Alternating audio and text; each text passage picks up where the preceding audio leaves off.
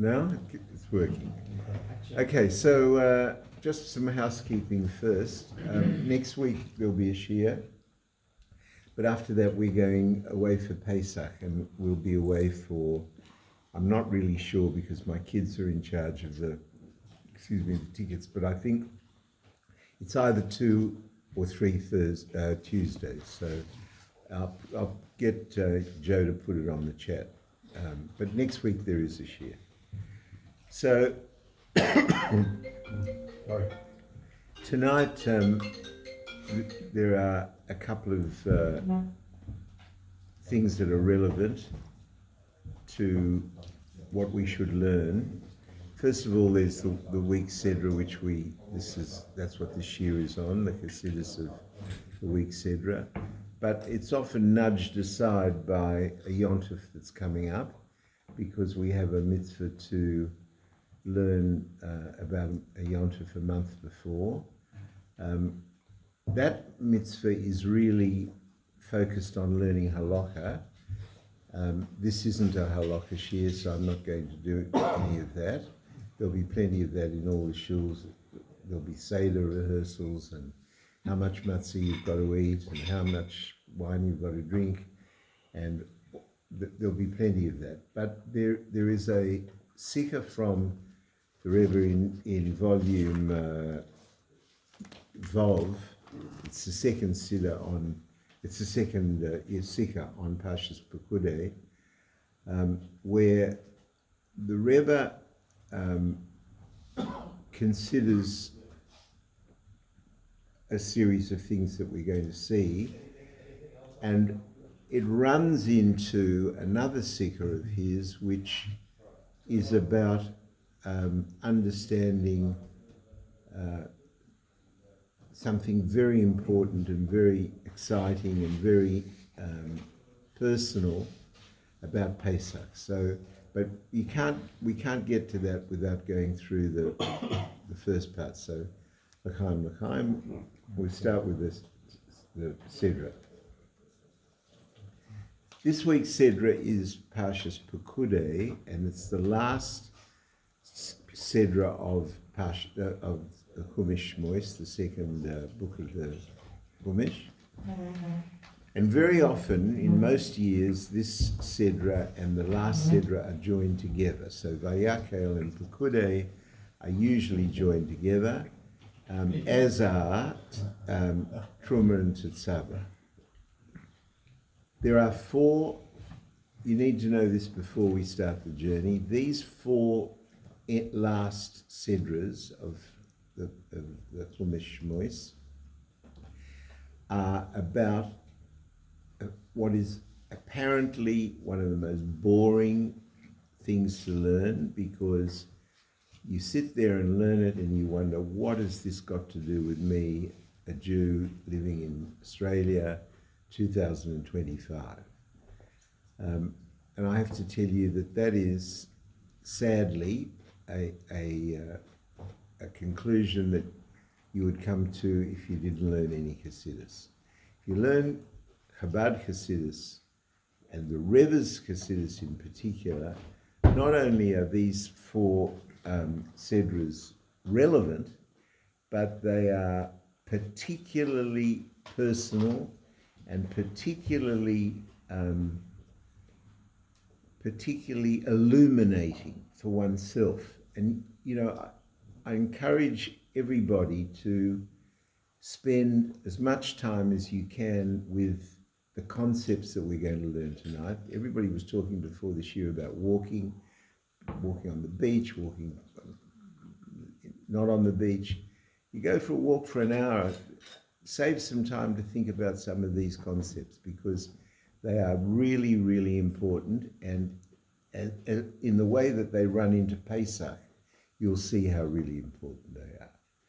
So, first of all, in order to get going, I need to explain this, which I think is probably well-versed knowledge for... Is this stopped? Huh. I think it's stopped. which is well-versed knowledge for most people. There are certain currents in your and my life as Jews which are Torah currents, and therefore immutable, eternal, and they're going to be subtly different for all of us, but the same for all of us at the same time. One of those is our old friend Yuridit Sorikalia, that every descent is for the purpose of ascent and must be for the purpose of ascent, because if there's a God and our God controls everything that he brings into existence every moment, it means that he's controlling what he's bringing into existence. And if he's controlling everything that's happening to you, and we learn that God is all good, it must be that even though it's painful and negative and contrary to your expectations and contrary to your planning, it must be somehow or other better for you than what you had in mind. And if that's the case, then it's not a long jump to understand that descent, that piece of information or feeling or experience that you believe to be negative must be in some way potentially positive. And it must be so for this reason, that otherwise God is a sadist or indifferent or uncaring. And it is fundamental to our belief system that he's none of those things, of course. He's loving, he's Avinu Malkeinu, he's our Father, he's our King and our Father, and loving. And we are, Am Yisrael is to Hashem, written in Torah, thousands of places, that we are loved by Hashem more than a person loves a child of his old age.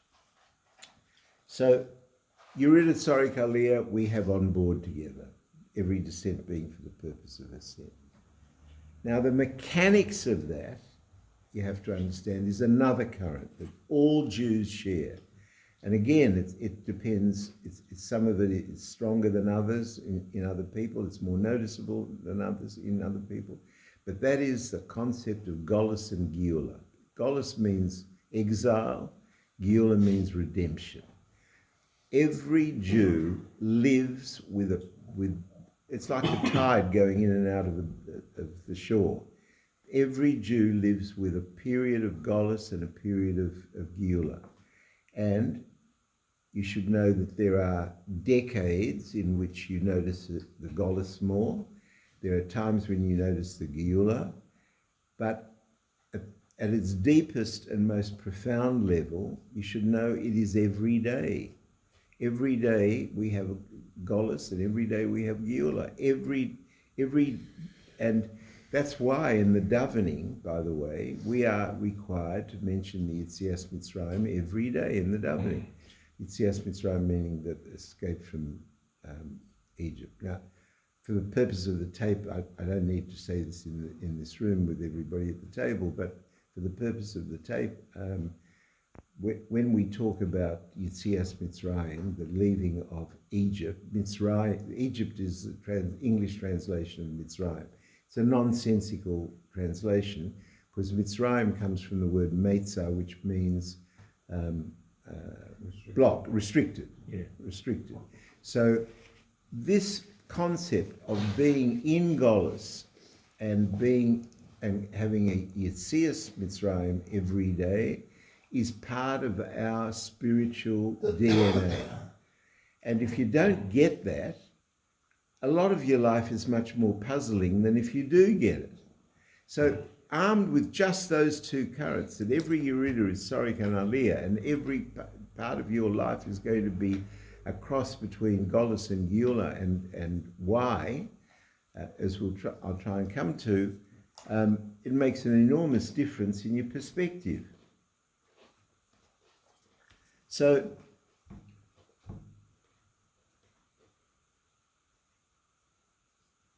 Golus and Geula is the mechanics of Yuridit Sorikalia.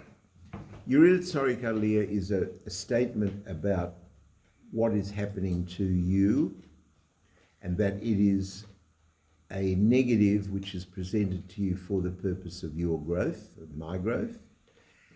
And Golos and Geula is the description of the mechanics of how that happens, that you find yourself boxed in and you find a way to break out of that. And those two currents are a background to what we're going to be learning together. So, step one is this. The week Sedra details the fact that Am Yisrael, from the time of Yetzias Mitzrayim to the time of entry into Eretz Canaan, had 42 stops, 42 journeys. There are 42 separate starts and stops. When did we start? When the when the cloud of glory went up and moved, Am Yisrael packed up and moved. When did they stop? When the cloud stopped. They stopped. And there's a big talk in the Gemara. There's an analysis of what was more important with the journey. Was it the stopping or was it the going? And in Hasidus, this whole thing is treated in much more detail. We don't have time for it tonight, except to just get you into what it is. That the stops are code for Golos, and the journey forward is code for Geula. In other words, the Golos isn't total, it's partial because there are 42 stops. And the Geula isn't total, it's partial because it's until the next stop. Until they come to Eretz Canaan, when we get a new ball game, which we'll get to in a minute. So these 42 stops, by the way, are also 42 stops in every single Jew's life. And it doesn't matter how long he lives. You know, Nebuch, you can have somebody die at 25. You can have somebody die at 105. In that period of time that he lives, if he were a Rebbe, if he was a tzaddik or had access to a Rebbe or a tzaddik, he'd be able to identify what those 42 stops are. They're going to be different for every person, different in quality, different in quantity, but every single person is going to have them. And if you imagine that your life is going to be clean sailing with no stops, no Yeridas, which are going to be aliyahs, and no Golos without a Geula, you don't get it. That is not our blueprint. And the sooner you try and get this on board as das, as information which changes your perspective and behavior, the sooner you can get on with living a purposeful, happy, fulfilled life. Because otherwise, these things are treated as, at the very low water mark, they're nuisances, and at the high water mark, they're agony. They're agony where people are bewildered and miserable and don't understand. You know, just before you arrived this morning, we learn in the morning with Leda, and we do a letter from the Igris. And the letter this morning is from a woman who the Rebbe says, you know, I'm surprised you've written to me again, detailing the things that you find so frustrating and so miserable, including your current position with lack of money and issues in relation to health. And the Rebbe goes on to say, nowhere do you remind me of the wonderful shidduchim you've made and how happy you are with your children-in-law and your grandchildren. And the Rebbe lists a series of things and says, how where's your focus? Right? So it's possible for us to spend our lives focused on the Yerida and not understand the aspect of the Aliyah. And it's possible to spend our life boxed in our Golos and not understand that the Golos is there in order that there should be a Geula. And that when you have the Geula, it's time to break out the bottle and celebrate and be happy. So, Salakhan. The next step in this is that what is the ultimate Geula, asks the Rebbe. So obviously it's Mashiach. But let's go back to the Sedra, when we're doing the Sedra.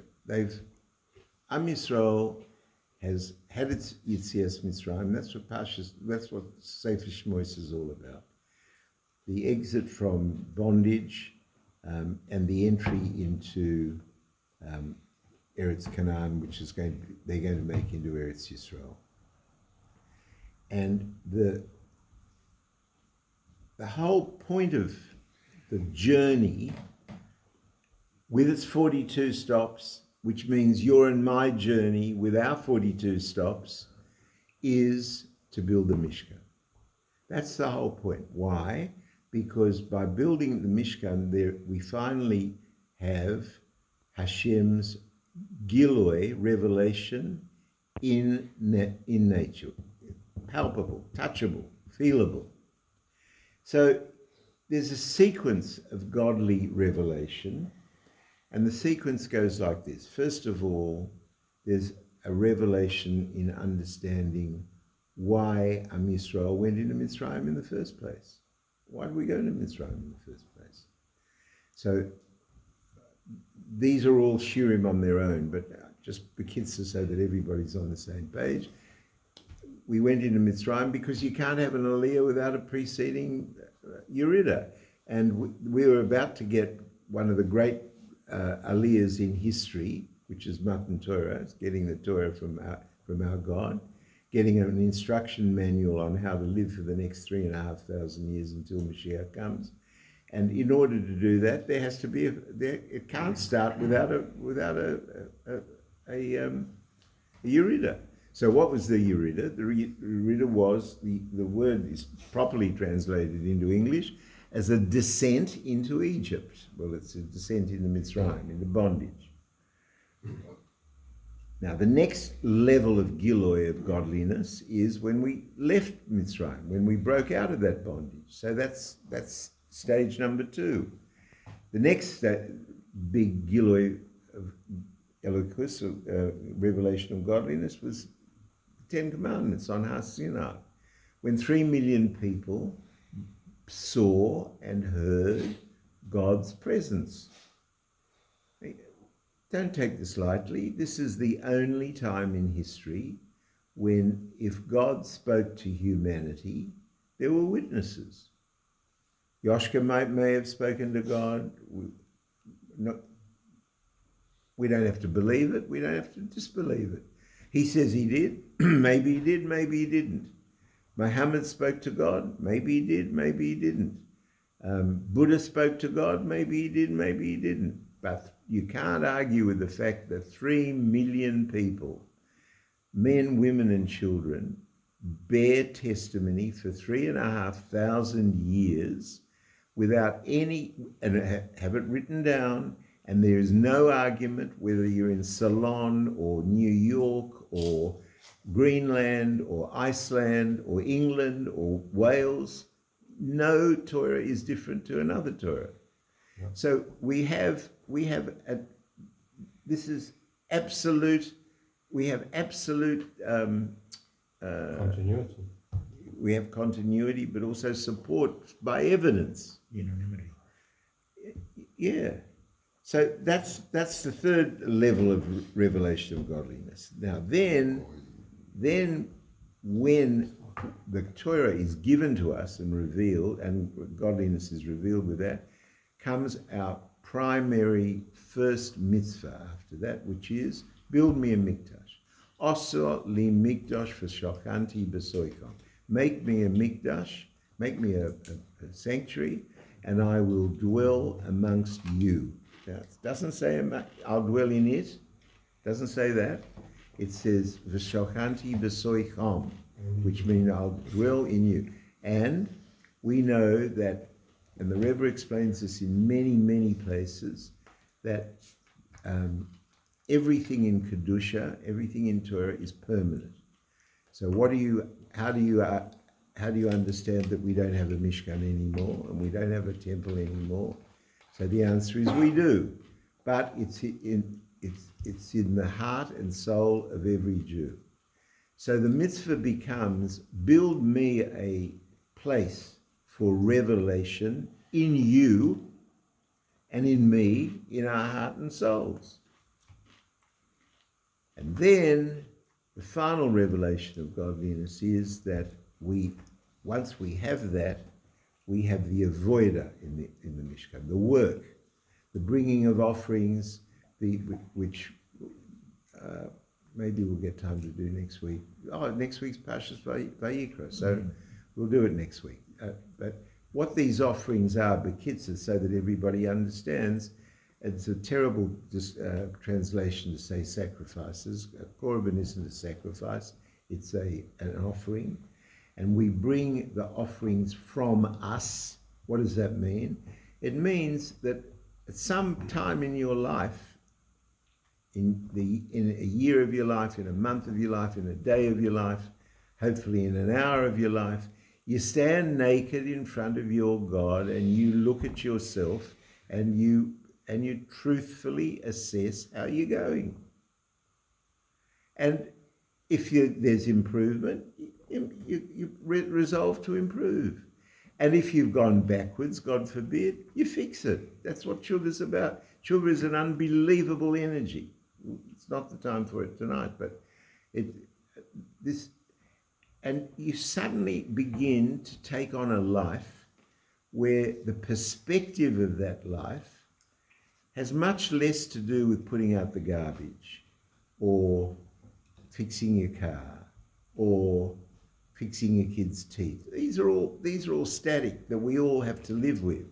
We have to live in Olam Hazeh, in this world, and Hashem deliberately throws all this stuff in front of us. Why? It's raw material for us to elevate. How do we elevate it? By dealing with it. If it's bad, we say no. If it's bad, we convert it into good. If it's good, we take it further. And everybody's going to get a perfect cocktail of things to work with, and you don't notice it. But if you want to know what they are, if you want to know what your tests are, I say this often because the Rebbe says this often, if you want to know what your tests are, just look at your life. Your life is your tests, not my tests. My tests aren't your tests aren't my tests. And if you want to know whether or not you have the strength to perform your challenges successfully, there's a very simple test. Are they your challenges? Because if they're your challenges, you must have the strength to deal with it. Otherwise, God wouldn't give the challenge to you. Mm-hmm. Otherwise, he's a sadist. And the Yerida wouldn't be for an Aliyah. And let me tell you something. The Aliyah that you get has to be to a point higher than it was before you had your Yerida. Otherwise, there'd be no point in it. If you're going to be going to a place where you climb up whatever it is, and then you jump down and onto a springboard, and you only spring halfway back up or 3/4 of the way back up, what's the good of that? If you want to be propelled beyond that point, then the Yerida is very useful. Okay, so we press on. We're at the point where our first mitzvah as a group, as a nation, is to build a Mishkan. V'shochanti b'soichon. And puzzlingly, the moment we built it, Hashem isn't going to dwell in it, it's going to dwell in us, the builders. Now, so you've got to run these two perspectives concurrently in your heart and soul, that there was a place where the Gilui Elokus was more obvious, but that place, although it was a general place, there is also a particular aspect to that which is in each person. We'll come back to that in a minute. I don't know if it was here or at one of the Fabringans with the girls, but there's a vort from the Rebbe that I repeated because it's very often repeated, that, you know, when Hashem appeared to Avram and there was the bris, there was the covenant entered into where Hashem promises Avram that he will make from him a great nation, more numerous than the stars in the sky and more numerous than the sand on the ground, in the sea. It's on the ground, dust on the ground. And the Rebbe asks a fantastic question. He asks the question, why do you need both? One includes the number of stars in the sky is much more than the grains of sand on the ground. I mean, that's by scientific method, that's demonstrable. They're talking about, at the moment, 400 billion galaxies. So, I mean, it's very difficult to understand. But one thing is for sure, there's more stars than there is sand. So why do you need both? Asks the Rebbe. So the Rebbe's answer is that we have to function at two levels all the time. One is in conjunction with each other. What's the miler of sand? 1 or 2 grains of sand is very irritating. For sand to work, it needs to be on a beach or it needs to be on a field. And the whole miler of sand is that there's plenty of it and it's all packed together. Right? That's one aspect of being a Yid. Being a member of Am Yisrael and being an understanding that spiritually, each and every one of us around this table and on the phone and wherever they're listening, we're brothers. We have the same relative spiritual source. That's one aspect. But the other aspect is that we've each got our own private life to live.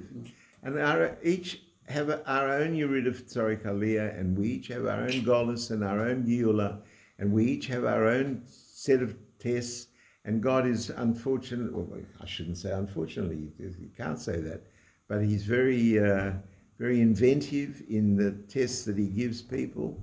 And for some people, life is they see it as very difficult. Now, those people have to be like stars. They have to shine with their own individual light. And every star has a different level of light. Some are brighter, some are less bright, some are stronger, some are weaker, some are further away, some are closer. And we have to have both of those perspectives. We have to be conscious of the fact that we are part of Am Yisrael.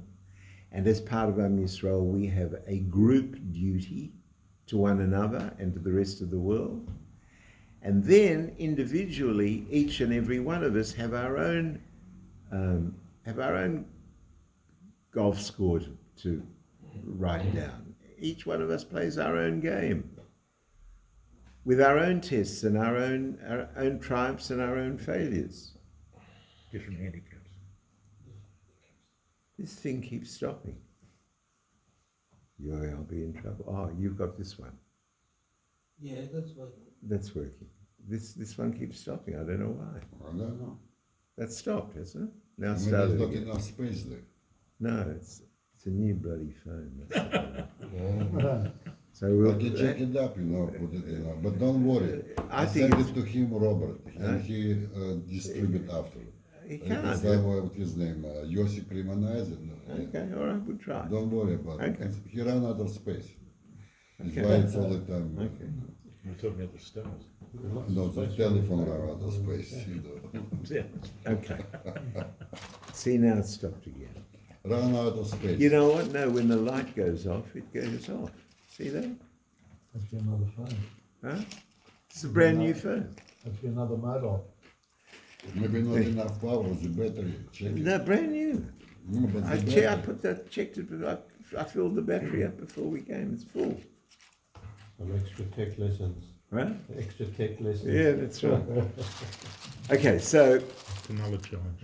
we now, yeah, that's right. We now need to talk about a different a different set of energies. Also important is to understand the energies of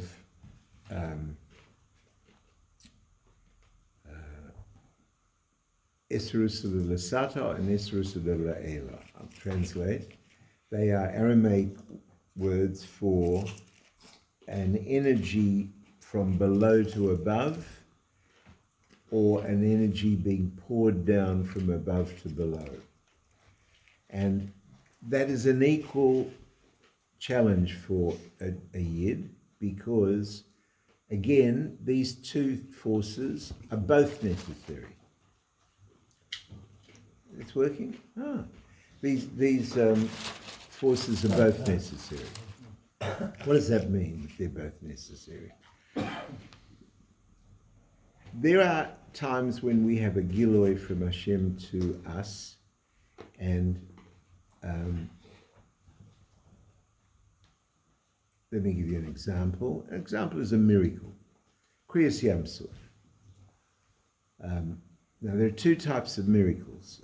I don't want to get lost on this. This is a detour, but just to keep it complete, there are the miracles that you see as miracles because they jump out and grab you. Or for example, 6-Day War. We went to war against the Arabs in 1967. For anyone who remembers it, I understand that the crowd is getting thinner, but I remember it well, and I can tell you that the world assumed Israel was finished. The whole Arab world was descending on us. We had no arms, we had no army, we had nothing.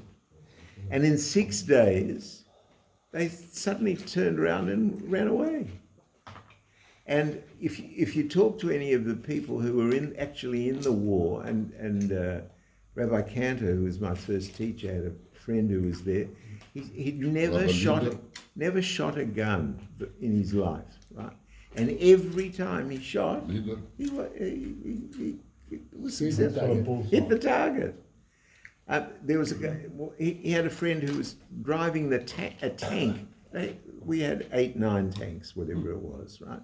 And he was driving a tank. He had no idea how to drive the tank. No idea how to fire the gun. He fired the gun and bullseye. So there are times when Hashem interferes with nature, and it's obvious. That's one form of miracle. What about the 73 war? Yeah. Then there are times when Hashem is not obvious in them, and we just had Purim. Purim is a whole long Megillah, pun intended, of the fact that Hashem is not visible at all, not even mentioned in the Megillah, let alone obvious in a miracle. So, but when Hashem causes a miracle, whether it's obvious to us or not obvious to us, that miracle is an Esrus of the Layla. It's something that Hashem is pouring down from above. Now, what about when a Jew is davening to Hashem and asks for something, and there is a complete reversal of the situation, which is contrary to logic? That's a different form of energy. One energy is being poured down on us, and one energy is being clawed down by us. So the question is asked in Hasidus, which is better? Which is more important for you and me personally? So the answer is the one that you earn, the one that you pull down. Why? Because the one that is a Giloi Elokus, like Matan Torah, like the 10 Commandments. Let's take the 10 Commandments. That was a revelation from above to below. How long did it last? Before they made a golden calf? 40 days. On the other hand, when we earn it, how long does it last? Forever. Forever. If you achieve a spiritual goal, whatever it is, for every person it's different, right? One person to stop smoking, one person to stop drinking, one person to stop doing this, one person to undertake to do that. One person my first teacher, my first mitzvah that he gave me was to shave with an electric razor. I used to shave in the shower. I loved it. And he said, when he gave it to me, I had no idea what he was talking about. He said, I'm giving you a bracha that for the rest of your life, you will never want to shave in the shower again. And I don't. Well, why's that? Why's that? Because I earned it. I kept sorry. It's forbidden to use a blade on the face. You're not allowed You're not allowed to. You're not allowed to shave with a blade. So with electric razor is legally a scissor, not a blade. So anyway, I didn't want to get lost in this. The point is that the Giloi Elokus that you earn, the revelation of godliness that you experience, which you cause to happen, is going to last longer and be more vital to you and more important to you than when Hashem gives you the bracha. So there are two energies, one from above to below and one from below to above. Is that right? No, says the Rebbe. It's not right. It's not complete. Okay. Why isn't it complete? Because a Jew understanding real Hasidus will understand that ultimately everything is Ashkoka Protis. Everything is Ashkoka Protis. So what gave you the idea to want to claw down that bracha? I'll give you an example. I have a lady who has found religious books to be exciting, and she's developing very rapidly, and she's a highly intelligent, cultured woman, and she's doing fantastically well with these religious books. And it looks like she's drawing down this Giloi Elokus, and she is, she really is, and it's making a difference to her life, and she's doing various good things as a result of it, right? But where did the idea to read a Jewish book come from originally? So you have to understand that the Rebbe explains that there are really three steps. There's what's called an Sinus Koyach, where Hashem, it gives you the idea.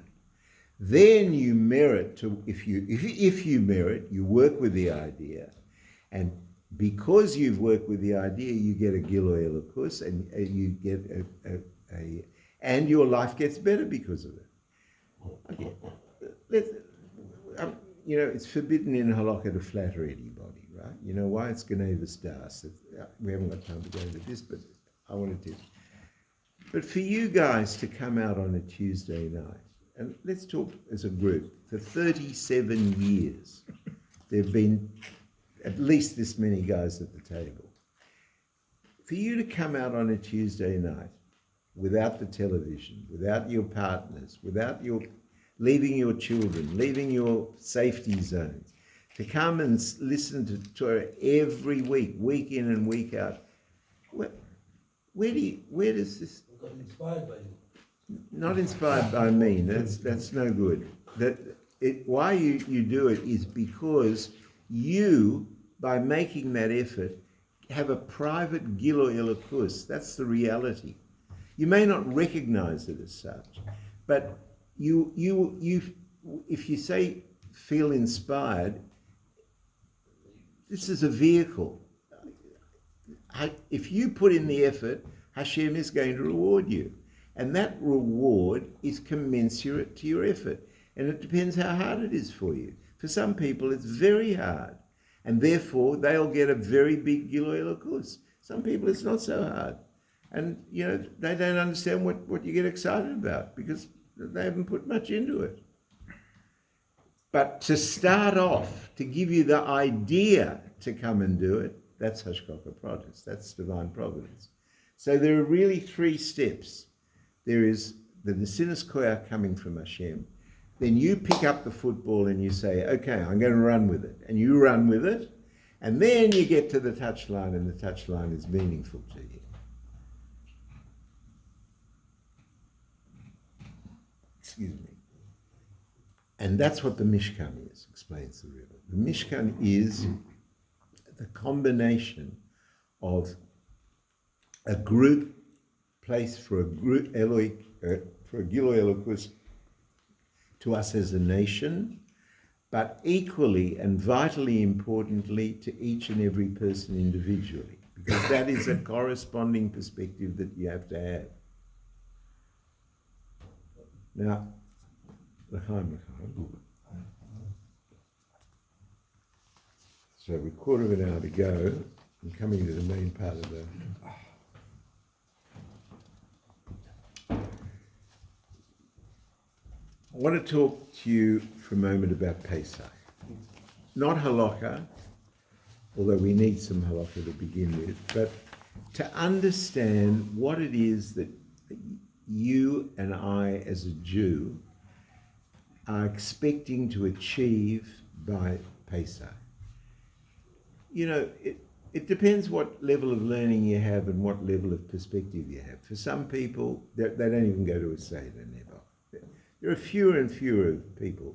Most Jews, one way or another, find themselves at a Seder. Then there are those who come to the Seder and think that the whole purpose of it is to have a meal. So, you know, they get very impatient with the reading. When's the reading going to be over? I'm starving. And then you get a bit more educated and you begin to understand some of the things, and especially if somebody explains some of the things around the table, and if it's interesting, then it... So, but really, most Jews don't really understand the whole dynamic of chametz and matzah. And because this dynamic of chametz and matzah, continuing what we've been learning together until now, is really part of this duality. It's Yerida and Aliyah, it's Golus and Geula, it's a Gilui Elokus for effort as a result of effort getting a revelation of godliness. So let's talk first of all about chametz. We've got to do a little bit of law. The problem with chametz is, let's start with it. You're not allowed to have chametz in your house. For 7 days, you are not allowed to have chametz in your house. You're not even allowed to see it in your house, right? So the issue is this. And by the way, what's chametz? Chametz is translated as leaven. Leaven bread. Whatever dough that rises. And you're not allowed to have any, so with all mitzvahs, most mitzvahs, there is a shiur. There's an amount. So for example, you're not allowed to mix meat and milk. So what happens if a drop of milk falls into your wife's tureen of chicken soup on Friday night? It depends. If it's less than 1/60th in volume, then it's what's called bottled b'shishim, and it doesn't affect the kashrus of the chicken soup. So most mitzvahs, film, they have limitations in terms of size, shape, time, place. For instance, you're not allowed to daven in a toilet. On the other hand, you got to daven. It's a mitzvah to eat matzah on Pesach, but you can't. It's not a mitzvah to eat matzah on Yom Kippur. So mitzvahs have boundaries, right? The problem with chametz is it has no boundaries. You're not allowed. It's called kol shehu. It's called in Hebrew any amount of chametz in your house, and you have violated the mitzvah of having no chametz in your house for the 7 days. 1 crumb is exactly the same thing as a dozen loaves of bread. So, and we've got a mitzvah to clean the house out of this chametz. Now you get every 2 Jews, 53 opinions, right? Some people vacuum the floors.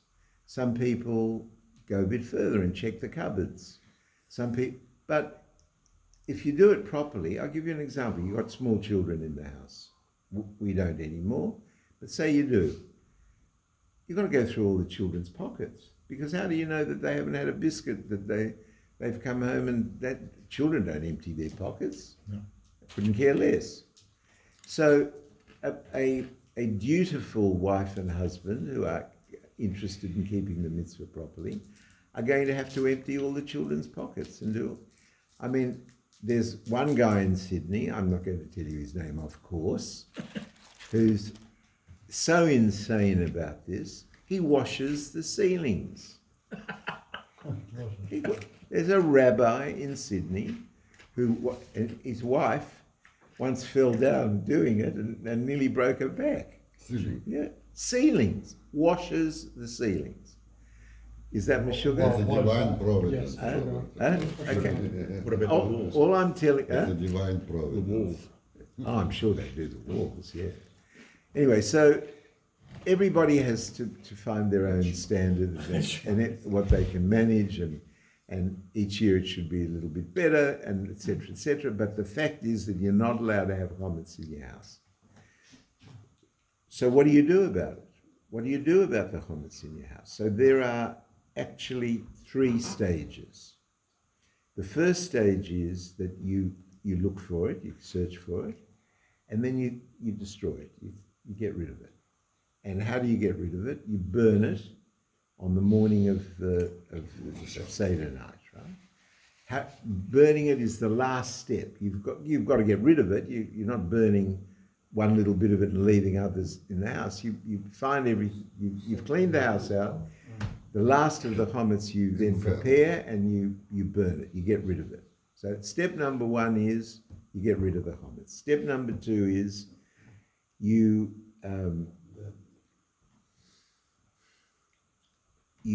make a statement from the Haggadah, it's in the Haggadah, that you say, you nullify it.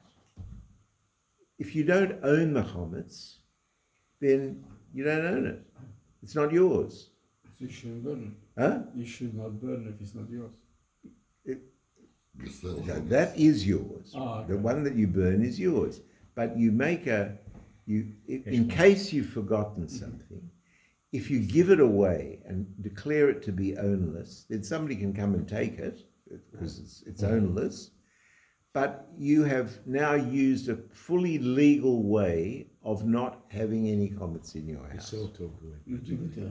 We're not up to sell it. No, not up to sell it. This is where you nullify it. You say anything that's there is not mine. Therefore, if it's not mine, I'm not have the problem. You can't have it in the house. Huh? You can't have it in the house. If you know it's in the house, Yeah, you can't have it in the house even though it's not yours anymore. in fact you can. Okay. You can. Should you? No. But in fact you can. If it's not yours and really somebody can come and take it, then it's not yours. If it's not, I'm going to a hotel with my children, God willing, for Pesach, and one of the reasons we're going is Anne doesn't want to make Pesach anymore. Too much. She's done it too often. We have so many kids and grandchildren, and none of my daughters want to make Pesach. So they all come to Mummy. And so Mummy's got everybody here in the house. It goes for miles, the table, you know. So, but the chametz, if it doesn't belong to me, if I go to the hotel and there's chametz in the hotel, is it a problem for me that there's chametz in the hotel? No, because it's not mine. Right? Part of that process is to sell it to a non-Jew. If you sell it to a non-Jew, again, you transfer ownership, and we have a method in halakha of buying it back afterwards, right? That and that can be very important. I'll give you an example. You have a grocery store, and you have $1 million worth of stock, right? You can't get rid of the stock.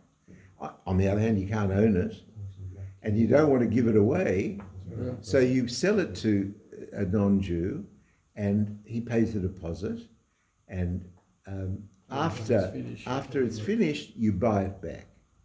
And if you do that, you have not owned it in that period of time. Right. So what's going on here? So the Rebbe explains this, that this is really our personal story. This Chometz business is our personal story. What's Chometz mean? Chometz is ego, it's puffed upness, arrogance, narcissism. I'm more important than everybody else in the world, so I can do whatever I want. I just don't want to get caught. I don't care if I hurt people. I don't care if I inconvenience people. That's not what I live. I live for me. That's Chometz. And that is a negative part of one's... Now, is it your fault that you've got Chometz? I'll tell you I probably shouldn't say this with the tape on, but you got to know that this is a partnership problem. It's a partnership problem with God. God's given you this problem. He's given you a neshama in a guf, and that neshama in a guf is different for every person. Some people are arrogant. You know, if you have I think I said this last week, if you have a child that's born number one, and for 5 years he's or she is the eldest child to the parents, to the grandparents, to the other grandparents, and every Friday night they come with some more toys and more presents and spoil, and you take 2,000 photographs of that first kid, right? And then you have another kid, and then you have another one. And by the time you've had 3, 4 kids, you don't even take pictures anymore. And nobody brings them any presents.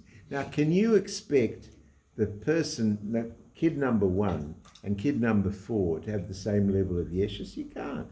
You can't expect them to have the same level of self-importance. One's grown up used to the fact that everybody bows to it, and one grows up to the fact that everybody ignores it. So the amount of yeshus that a person has, the amount of chometz that a person has, is not entirely his own fault. Some of it is. Okay, there comes a point of time when after so many years, you're expected to do better than just be a child who's acting on pure instinct. And you go to work on yourself, and you decide that it's time to consider other people as well, and then hopefully you get to the point where you consider other people to the level that we are supposed to. But the journey of that is one of a journey of chometz, and comes Pesach, and we are reminded once a year that there has to be some part of our lives which has no chometz, none. Not even the slightest crumb, not any measure of chometz whatsoever. There has to be a period of time when you are totally unselfish to your wife, to your children, to your grandchildren, to your brothers, to your sisters, to somebody that you love. There has to be a time when you don't figure in the equation. And that time is, we celebrate that on Pesach. And the Rebbe explains you've got to understand the genius of these 3 steps. That the first step is to burn it. The first step is, let's say you have an addiction to alcohol. So if a person is a serious alcoholic, the first step is to get rid of the alcohol, right? That's the first step.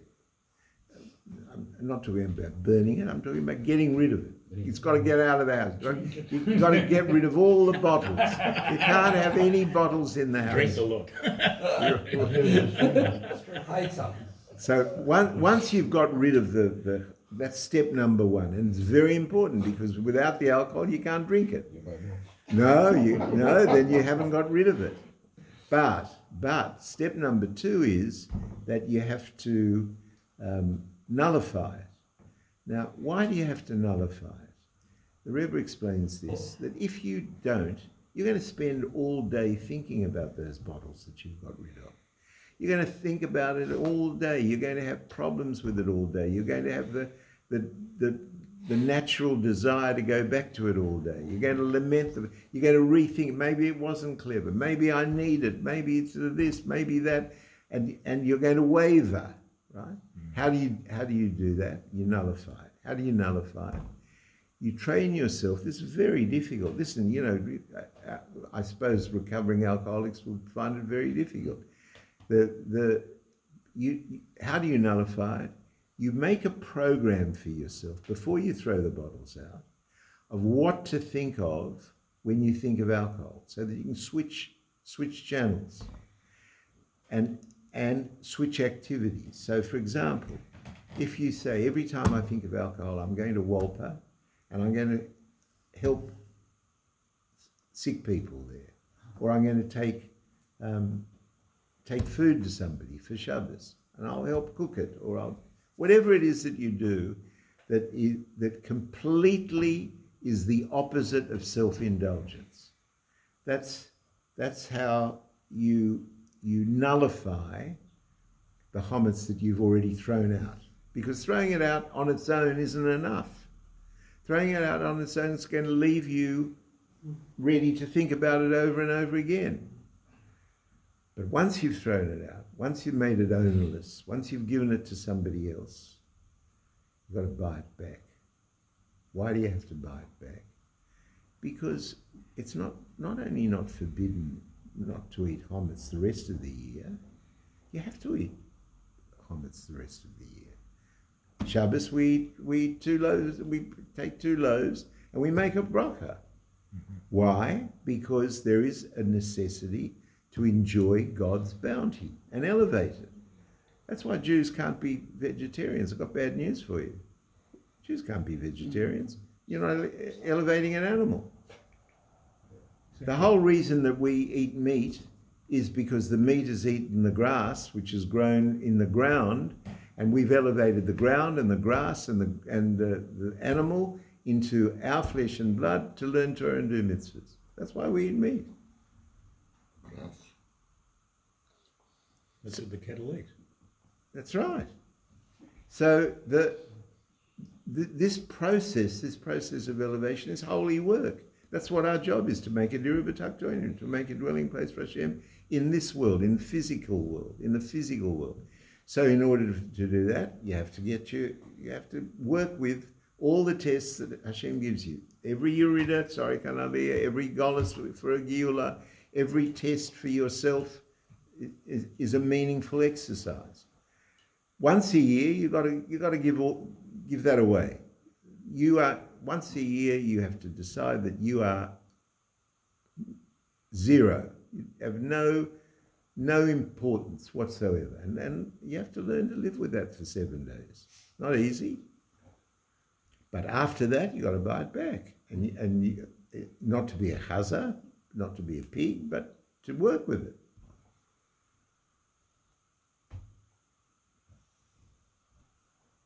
So that's all. I need this as badly as you do if we're learning it together. So let's hope we can work with that over Pesach. Sure. Very good. Thank you, Robert. Thank you. What about cannibals? This is working.